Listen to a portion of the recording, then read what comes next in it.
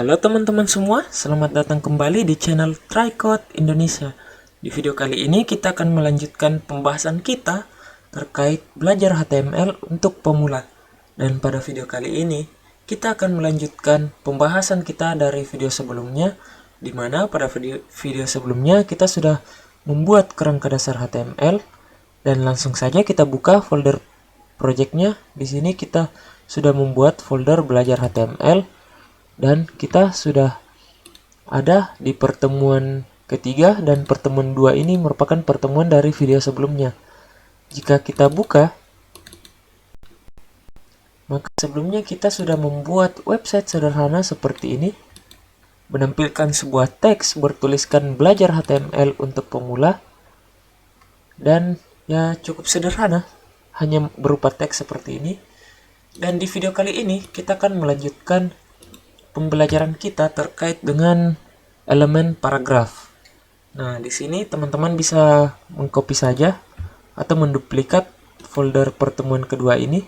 Kita copy, kemudian kita paste, dan kita ubah namanya. Kita rename menjadi pertemuan 3. Dan selanjutnya di sini kita open with code untuk membukanya ke dalam kode editor kita. Nah, setelah terbuka, di sini teman-teman bisa lihat, kita tampilkan saja juga untuk tampilan webnya. Nah, jadi ini untuk pertemuan ketiga kita.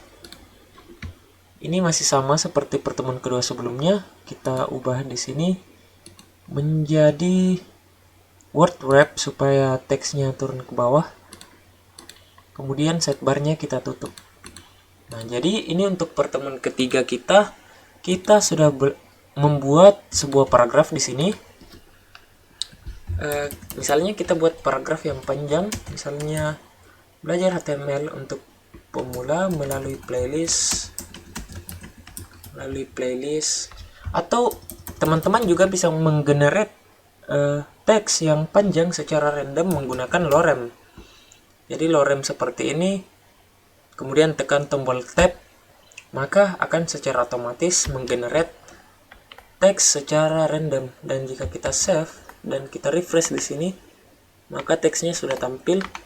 Teman-teman juga bisa menggunakan lorem dan menambahkan angka setelahnya, misalnya 20, untuk menambahkan jumlah kata yang ingin teman-teman gunakan.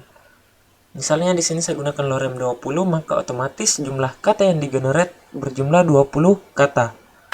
Kita tab, maka di sini sudah muncul 20 kata. Kita refresh dan kita refresh juga di sini.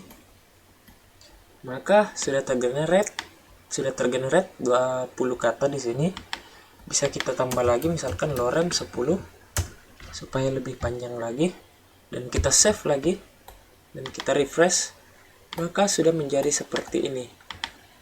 Tapi bagaimana jika saya ingin membuat paragraf baru? Misalkan di sini saya ingin ketikkan lorem lagi 30, lalu saya save.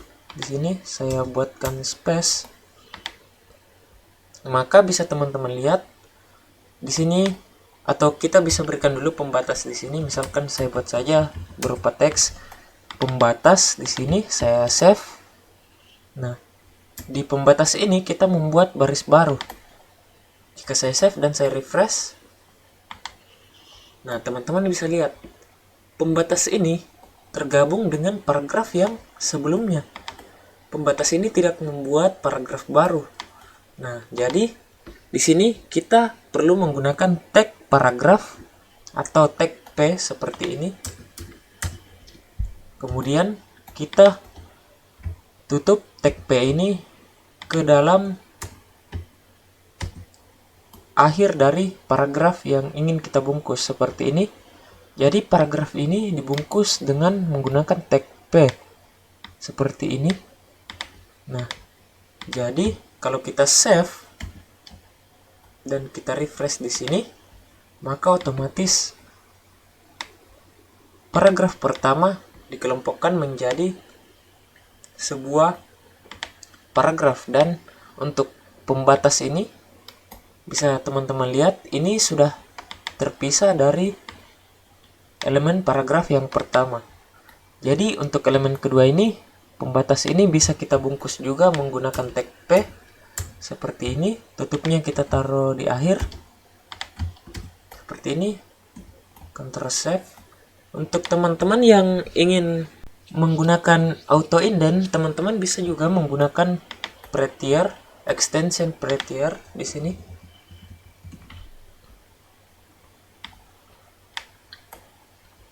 Nah, ini extensionnya. Teman-teman bisa menginstal di sini. Karena saya sudah install, maka tulisannya di sini berubah menjadi uninstall. Jika teman-teman belum menginstal, otomatis di sini nantinya akan ada tombol untuk menginstal extension ini. Nah, setelah menginstal extension ini, teman-teman bisa menggunakan tombol Alt-Shift-F untuk merapikan kode teman-teman. Jadi misalkan tag P ini saya buat berantakan seperti ini. Ini saya buat jadi maju. Teman-teman boleh menekan tombol Alt-Shift-F dan secara otomatis Visual Studio Code-nya akan merapikan kode teman-teman atau merapikan indentasi dari kode teman-teman. Nah, seperti itu. Jadi, begini cara kerja dari paragraf pada HTML.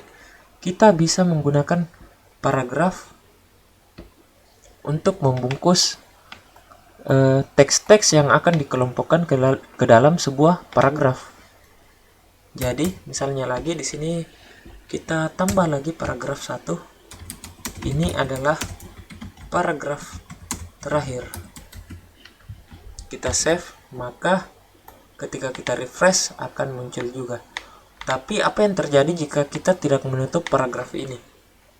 Nah, ini jika kita save lalu kita refresh, maka otomatis tetap akan menjadi paragraf. Kecuali misalkan kita membuatnya menjadi dua seperti ini. Ini kita buat, ini adalah paragraf dan ini juga adalah paragraf. Kemudian kita buat dia terpisah.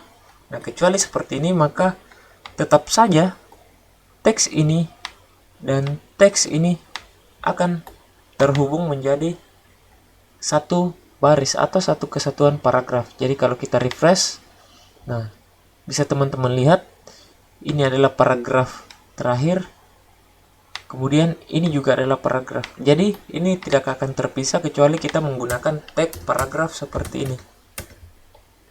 Kita pindahkan di akhir, begitupun dengan yang di bawah sini. Kita pindahkan di akhir, kita save. Maka kalau kita refresh, semuanya sudah menjadi paragraf. Jadi mungkin ini dulu terkait pertemuan kita pada video kali ini, dan sampai jumpa di video berikutnya. Terima kasih.